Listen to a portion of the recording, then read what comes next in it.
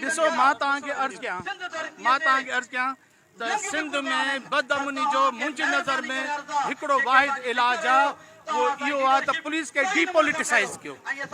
SHO MPA जी मर्ज़ी जो न हुजे, SSP MPA MNA मिनिस्टर जी मर्ज़ी जो न हुजे।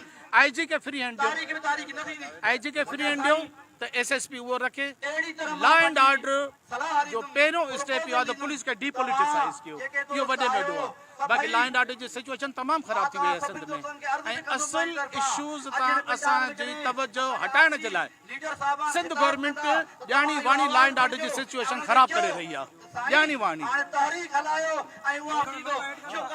ब्रेकिंग न्यूज़ इहा आहे त जेके असांजा मुक़रर अचनि था उन्हनि जो इहो मुतालिबो आहे त ही कन्वेंशन घणा थी विया, हाणे तव्हां को अमली मुज़ाहिरो कयो।